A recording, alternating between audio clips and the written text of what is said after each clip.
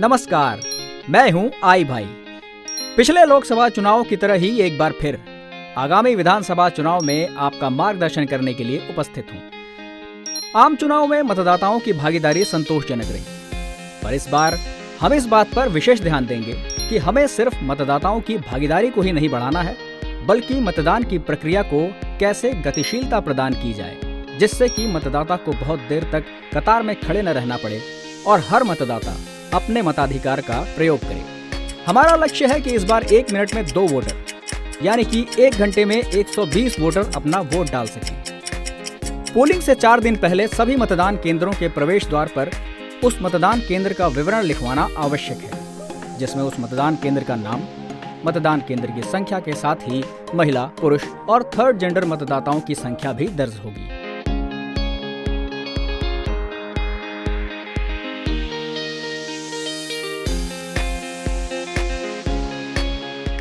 मैं इस प्रखंड की प्रखंड विकास पदाधिकारी हूँ। आगामी विधानसभा के चुनाव को देखते हुए मैं यहाँ मतदान केंद्रों के निरीक्षण के लिए आई हूँ। ये सेक्टर ऑफिसर हैं। वैसे मतदान केंद्र जहाँ 1200 से अधिक वोटर्स की संख्या है एवं 1200 से कम वोटर्स की संख्या है, वैसे मतदान केंद्रों की तैयारियों से इन्हें अवगत कराऊंगी। आइए। वीडियो सेक्टर ऑफिसर के साथ अंदर जाती हैं और सेक्टर ऑफिसर को कमरे का, पोलिंग ऑफिसर और एजेंट्स के बैठने की व्यवस्था का, वोटिंग कंपार्टमेंट, कैमरा प्लेसिंग, बिजली, पानी, रैंप, शौचालय की व्यवस्था के बारे में दिशा निर्देश देती हैं।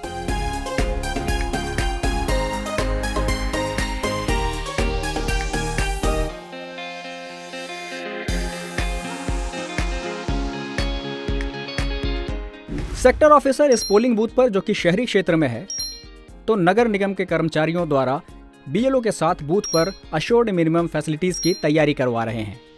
ग्रामीण क्षेत्र में यही कार्य पंचायत सचिव की जिम्मेदारी है।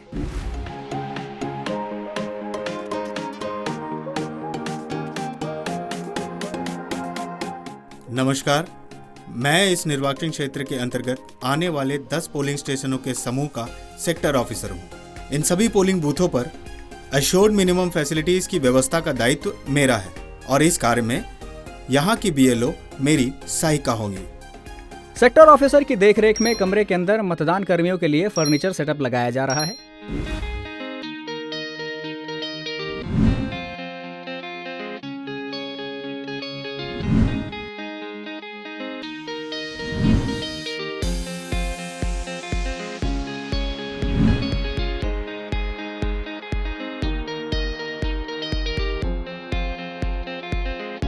जहां वोटर्स की संख्या 1200 से कम होगी, उस बूथ पर एक प्रिसाइडिंग ऑफिसर के साथ 3 पोलिंग ऑफिसर P1, P2 व P3 के बैठने की व्यवस्था, और जिस बूथ पर वोटर्स की संख्या 1200 से ज्यादा होगी, वहां एक प्रिसाइडिंग ऑफिसर के साथ 4 polling officer P1, P2, P3 व P4 के बैठने की व्यवस्था होगी।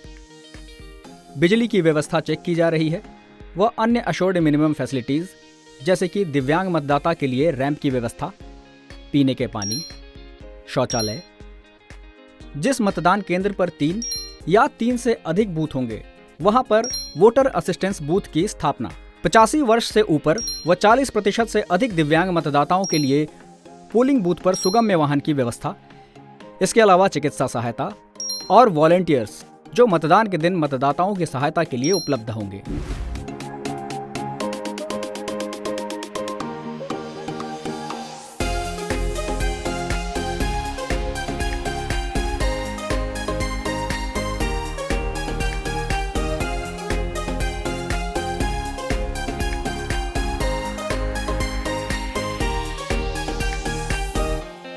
पोलिंग डे से ठीक पहले वाले दिन सभी मतदान दल कर्मी, जिनमें polling officer 1, polling officer 2, polling officer 3 व प्रिसाइडिंग ऑफिसर शामिल हैं, मतदान केंद्र पर पहुंच गए हैं, जिन्हें सहयोग करने के लिए बूथ की बीएलओ और उनके सहकर्मी उपस्थित हैं।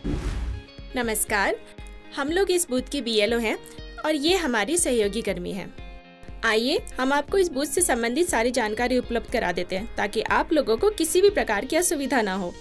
ये हमारी कुक हैं, जो आपके द्वारा किए गए भुगतान के अनुसार आपकी भोजन की व्यवस्था देखेंगे और लाइन में खड़े मतदाताओं को पानी पिलाएंगे। आइए चलिए। प्रिसाइडिंग ऑफिसर मतदान केंद्र के दोनों तरफ से 200 मीटर की दूरी को नापकर मार्क करेंगे, जिसे बीएलओ द्वारा चूने से चिन्हित किया जाएगा। उम्मीदवारों के टेंट इस दायरे के बाहर ही लगेंगे और मतदान केंद्र के बाहर जहां मतदाता लाइन में खड़े होंगे वहां धूप से बचने के लिए शेड का निर्माण भी कराया जा रहा है। महिला व पुरुष दोनों के लिए शेड में कुछ कुर्सियों की भी व्यवस्था रहेगी। बूथ के प्रवेश द्वार के पास प्रिसाइडिंग ऑफिसर द्वारा जरूरी नोटिस लगाए जाएंगे, जैसे कि सीसीटीवी चेतावनी व मतदाता शपथ पत्र, जो कि वोटिंग कंपार्टमेंट के अंदर, वोटिंग कंपार्टमेंट के सामने की दीवार पर और बूथ के एंट्रेंस पर लगाई जाएगी। पोलिंग स्टेशन की दीवारों पर किसी भी तरह की चुनावी प्रचार सामग्री ना हो, अगर हो तो उसे हटा दिया जाए। बीएलओ द्वारा सभी voter facilitation posters polling station के बाहरी दीवार पर प्रवेश द्वार के पास क्रमशः 1 to 4 लगाए जाएंगे। पोस्टर 1 मतदान केंद्र का विवरण, पोस्टर 2 फॉर्म 7A उम्मीदवारों की लिस्ट, पोस्टर 3 क्या करें और क्या नहीं इस बात की जानकारी, व पोस्टर 4 जिसमें वोटर आईडी के अलावा जो दस्तावेज प्रयोग किए जा सकते हैं और अपना वोट कैसे दें इस बात की जानकारी उपलब्ध होगी। ध्यान रहे कि ये चारों पोस्टर्स एक साथ एक ही जगह लगाने हैं। सभी बूथ पर हेल्प डेस्क की स्थापना सुनिश्चित की जाए। प्रिसाइडिंग ऑफिसर मतदाता सूची की एक वर्किंग कॉपी और अल्फाबेटिकल मतदाता सूची बीएलओ को देंगे। मतदान के दिन बीएलओ और वॉलंटियर्स लाइन में खड़े वोटर्स के पास अगर वोटर स्लिप मौजूद है तो उसमें उनके पार्ट नंबर यानी कि बूथ क्रमांक की जानकारी भी जरूर देंगे। साथ ही उनके मतदाता क्रमांक को राउंड करके कि वो पोलिंग ऑफिसर 1 के पास जाकर अपना मतदाता क्रमांक बताएं, जिससे उनका नाम ढूंढने में समय व्यर्थ न हो। क्योंकि कई बार वोटर अपने बूथ क्रमांक की सही जानकारी न होने के कारण अन्य किसी बूथ की लाइन में लग जाते हैं, जिससे अपना मतदान करने में उन्हें परेशानी होती है। जिनके पास वोटर स्लिप नहीं होगा उनके वोटर आईडी, आधार या अन्य पहचान पत्र से बीएलओ के पास मौजूद मतदाता सूची में उनके मतदाता क्रमांक को देखकर इस टोकन में उनका मतदाता क्रमांक और इपिक के स्थान पर ईपी और आधार कार्ड या अन्य पहचान पत्र हो तो उसका प्रकार और उसकी अंतिम 4 संख्या लिखेंगे। बीएलओ और वॉलंटियर्स वोटर्स को इस टोकन की अहमियत के बारे में जानकारी देंगे कि इस टोकन की सहायता से पोलिंग ऑफिसर 1 के पास मौजूद मतदाता सूची में जल्दी से उनकी पहचान करना आसान होगा और मतदान की प्रक्रिया तेज होगी। पोलिंग सेटअप P-1 में पूरी तरह से तैयार होना चाहिए, लेकिन मतदान दल कर्मी उसी भवन के दूसरे कमरे में सोएंगे ताकि पोलिंग सेटअप अव्यवस्थित ना हो। मतदान गतिशील हो, इसके लिए सबसे जरूरी है कि मॉक पोल की प्रक्रिया अपने तय समय से शुरू हो जाए। डीओ आरओ सभी राजनीतिक दलों प्रत्याशियों को सूचित करेंगे कि उनके बूथ एजेंट सुबह 5:30 बजे पोलिंग बूथ पर मौजूद हों, जैसे कि मॉक पोल की प्रक्रिया 5:30 बजे से शुरू हो जाए। मॉक पोल के बाद प्रिसाइडिंग ऑफिसर को यह सुनिश्चित करना है कि कंट्रोल यूनिट में क्लियर का बटन दबाकर मॉक पोल का डाटा क्लियर करना है और वीवीपैट से सभी मुद्रित पर्चियां निकाल लेनी है। वास्तविक मतदान से पहले सभी पोलिंग एजेंट्स को यह भी प्रदर्शित कर देना है कि वीवीपैट बिल्कुल खाली है, उसमें कोई भी मुद्रित पर्ची नहीं है। साथ ही उन्हें टोटल बटन दबाकर उसमें प्रदर्शित 0 दिखाकर यह सुनिश्चित कर लेना है कि टोटल वोट्स की संख्या 0 है। CRC यानी कि क्लोज रिजल्ट क्लियर की प्रक्रिया को पूरा करने के पश्चात मशीन को सील कर देना है। इसके बाद संबंधित प्रतिवेदन presiding officer report part 1 mock poll certificate में मॉक पोल में उपस्थित सभी एजेंट्स एवं पोलिंग ऑफिसर के हस्ताक्षर लेकर मॉक पोल की प्रक्रिया को 6:45 तक संपन्न कर लेंगे, ताकि 7 बजे से मतदान की प्रक्रिया शुरू हो जाए। प्रिसाइडिंग ऑफिसर को यह भी सुनिश्चित करना है कि बीएलओ के पास डमी ईवीएम मौजूद हों, जिसके द्वारा वो वोटिंग प्रक्रिया की तकनीकी जानकारी वैसे वोटर्स को दें जो थोड़े कम पढ़े लिखे या तकनीकी रूप से थोड़े कम जानकार हैं।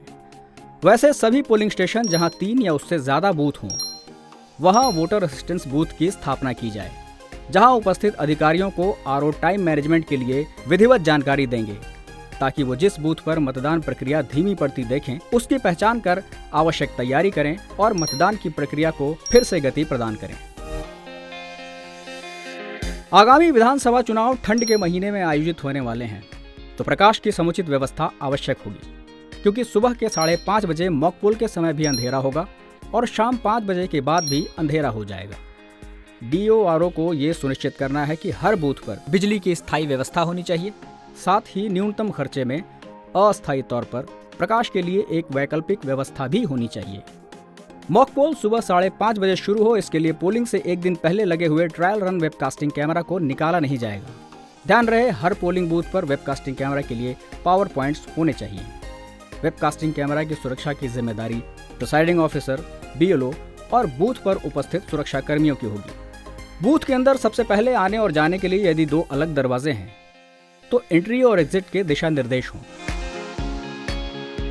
यदि एक ही दरवाजे से आना और जाना है तो दरवाजे के बीच से बांस, रस्सी या पौधों के गमले के द्वारा पार्टीशन किया जाएगा, जिसमें मतदाता एक तरफ से अंदर आएंगे और दूसरी तरफ से बाहर जाएंगे।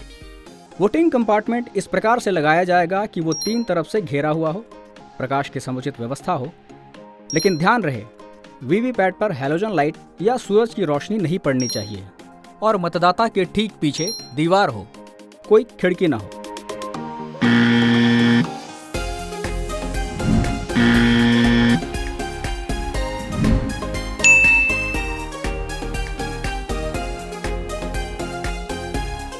जिस बूथ पर 2 बैलेट यूनिट लगाया जाएगा वहां ध्यान रहे कि दोनों बैलेट यूनिट्स की लाइट्स ऊपर की तरफ हों। पोलिंग ऑफिसर्स के बैठने की व्यवस्था इस प्रकार से होगी कि वो मतदाता के मतदान की प्रक्रिया को ना देख पाएं। 1200 से कम वोटर्स वाले बूथ पर पोलिंग ऑफिसर 1 के बाद पोलिंग ऑफिसर 2 और पोलिंग ऑफिसर 3 एक कतार में बैठेंगे और उनके ठीक पीछे पोलिंग एजेंट्स इस प्रकार से बैठेंगे जिससे वो मतदाता को अंदर आते समय देख पाएं। इसी प्रकार 1200 से अधिक वोटर्स की संख्या वाले बूथ पर polling officer 1, polling officer 2, polling officer 3 व पोलिंग ऑफिसर 4 एक कतार में बैठेंगे और उनके पीछे पोलिंग एजेंट्स। कंट्रोल यूनिट को बैलेट यूनिट से जोड़ने वाली वायर स्पष्ट रूप से दिखाई देनी चाहिए। उसे किसी भी कपड़े या कारपेट से ढका हुआ नहीं होना चाहिए। CCTV वेबकास्टिंग कैमरा बूथ के अंदर इस प्रकार से लगाया गया हो जिससे कि आने वाले मतदाता पोलिंग ऑफिसर 1 के पास पहचान पत्र दिखाते हुए उसमें नजर आएं और दूसरा कैमरा बाहर इस तरह से लगा हो जिससे कि पूरा कैंपस और उसमें हो रही गतिविधियां स्पष्ट दिखाई दें। प्रिसाइडिंग ऑफिसर मतदान शुरू होने से पहले कंट्रोल यूनिट मतदाता सूची के साथ फॉर्म 17A की जांच करेंगे। मतदान की प्रक्रिया शुरू होती है। बाहर वोटर्स की लाइन लगी है जिसमें महिलाओं की लाइन अलग, पुरुषों की लाइन अलग व वरिष्ठ नागरिकों की अलग व्यवस्था है। सुरक्षा कर्मी ड्यूटी में मौजूद हैं। उम्मीदवारों के टेंट 200 मीटर दूर लगे हैं जो कि साइज में 10 बाई 10 के होंगे, जिसमें एक टेबल, 2 कुर्सी और 2 लोग मौजूद हैं। बाहर हेल्प डेस्क पर BLO मौजूद हैं जो मतदाताओं को उनके मतदाता क्रमांक टोकन वितरण करने के साथ ही उन्हें डमी EVM के माध्यम से वोटिंग प्रक्रिया की जानकारी दे रही हैं। वॉलंटियर्स के रूप में कुछ स्टूडेंट्स क्यू मैनेज कर रहे हैं, मतदाता क्रमांक की जानकारी दे रहे हैं। मेडिकल टीम भी उपस्थित है। सभी पोलिंग बूथ जहां वोटर्स की संख्या 1200 से कम है वहां बूथ के अंदर एक साथ 3 वोटर्स अंदर जाएंगे। मतदाता सबसे पहले पोलिंग ऑफिसर 1 के पास जाकर अपना पहचान पत्र और वोटर स्लिप दिखाएंगे। जिनके पास वोटर स्लिप नहीं होगा वो BLO द्वारा दिए गए टोकन को दिखाएंगे। पोलिंग ऑफिसर 1 मतदाता के टोकन में चिन्हित मतदाता क्रमांक और प्रस्तुत दस्तावेज के आधार पर उनकी पहचान कर मतदाता सूची में उनकी मार्किंग करेंगे। मतदाता के मतदान के लिए सत्यापित होने के बाद पोलिंग ऑफिसर 1 मतदाता सूची की अंकित प्रति में उसके विवरण वाले बॉक्स को लाल स्याही से इस प्रकार डायगनली टिक कर देंगे। इसी प्रकार यदि मतदाता महिला होगी तो उसके विवरण को लाल स्याही से राउंड कर दिया जाएगा और मतदाता यदि थर्ड जेंडर हो तो उसके नाम के सामने स्टार मार्क किया जाएगा ताकि बाद में महिला, पुरुष व थर्ड जेंडर मतदाताओं की संख्या निर्धारण में आसानी हो। इसके बाद पोलिंग ऑफिसर 2 वोटर स्लिप या टोकन देखकर register of voters form 17A में मतदाता का हस्ताक्षर या निरक्षर होने पर बाएं हाथ के अंगूठे का निशान लेकर उनकी उंगली पर स्याही लगाएंगे और वोटर रजिस्टर में दर्ज उनके क्रमांक की पर्ची उन्हें देंगे।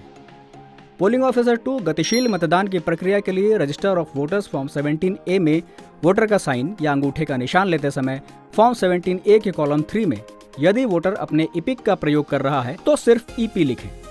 यदि वोटर आधार कार्ड या अन्य पहचान पत्र का प्रयोग कर रहा है तो उस पहचान पत्र का प्रकार और उसकी अंतिम 4 संख्या ही लिखें। वोटर के हस्ताक्षर के लिए पोलिंग ऑफिसर 2 के डेस्क पर एक धागे से बंधे हुए पेन की व्यवस्था आवश्यक रूप से करनी है। पोलिंग ऑफिसर 3 वोटर के उंगली की स्याही और वोटर स्लिप की जांच के बाद कंट्रोल यूनिट का बटन दबाकर उन्हें वोटिंग कंपार्टमेंट में भेजेंगे, जिसके बाद वोटर अपना वोट डालेंगे। बिना किसी रुकावट के इसी चेन में पोलिंग प्रक्रिया जारी रहे। पोलिंग ऑफिसर 3 वोटिंग कंपार्टमेंट में अपना वोट डालने वाले वोटर को इस बात की जानकारी दें कि उन्हें अपनी पसंद के प्रत्याशी के सामने वाले बटन को प्रेस करना है और कंट्रोल यूनिट से आने वाले बीप साउंड के बाद वीवीपैट के डिस्प्ले में अपने वोट के निशान को देखकर बाहर चले जाना है। क्योंकि कई वोटर्स इस प्रक्रिया से पूरी तरह अवगत न होने के कारण वोटिंग कंपार्टमेंट में अनावश्यक समय लगाते हैं, जिससे मतदान की प्रक्रिया धीमी होती है। जिस पोलिंग बूथ पर वोटर्स की संख्या 1200 से ज्यादा होगी, ऐसे बूथ पर एक साथ 4 वोटर्स अंदर जाएंगे। यहाँ पोलिंग ऑफिसर 2 वोटर की उंगली पर स्याही लगाकर फॉर्म 17A में उसका हस्ताक्षर या अंगूठे का निशान लेंगे। पोलिंग ऑफिसर 3 वोटर को मतदाता पर्ची देंगे और पोलिंग ऑफिसर 4 उस पर्ची और वोटर के स्याही के निशान की जांच करने के बाद कंट्रोल यूनिट का बटन दबाकर वोटर को वोटिंग कंपार्टमेंट में भेजेंगे। समय प्रबंधन को लेकर जब हर मतदान कर्मी होगा पूर्ण रूप से प्रशिक्षित और समर्पित, तभी होगा मतदान गतिशील और हमारा प्रति मिनट 2 वोटर का लक्ष्य भी पूरा। तो देखा आप सभी ने, भारत निर्वाचन आयोग ने सभी मतदान केंद्रों पर हर आवश्यक सुविधाओं की व्यवस्था कर रखी है ताकि किसी भी मतदाता को अपना मतदान करने में किसी प्रकार की परेशानी का सामना न करना पड़े और वो उत्साहपूर्वक अपने मताधिकार का प्रयोग करें। सफलतापूर्वक एवं शांतिपूर्ण तरीके से मतदान की प्रक्रिया के संपन्न होने के बाद अगले दिन इस बात का भी ध्यान रखना है कि मतदान केंद्र परिसर में किसी तरह की गंदगी और अव्यवस्था नहीं होनी चाहिए। सेक्टर ऑफिसर और बूथ की बीएलओ ये सुनिश्चित करेंगे कि मतदान केंद्र पहले की तरह व्यवस्थित व साफ सुथरा हो, जिसमें शहरी क्षेत्रों में नगर पालिका व ग्रामीण क्षेत्रों में पंचायत सचिव को इसकी जिम्मेदारी निभानी होगी। ध्यान रहे कि जिला निर्वाचन पदाधिकारी बिना किसी पूर्व सूचना के किसी भी मतदान केंद्र का दौरा कर सकते हैं और मतदान परिसर में किसी भी प्रकार की अव्यवस्था पाए जाने पर संबंधित अधिकारियों पर अनुशासनात्मक कार्रवाई भी की जा सकती है। सफल मतदान तभी संपन्न हो सकता है जब सिर्फ मतदान के पूर्व की तैयारी ही नहीं, बल्कि मतदान के बाद की जवाबदेही भी तय की जाए।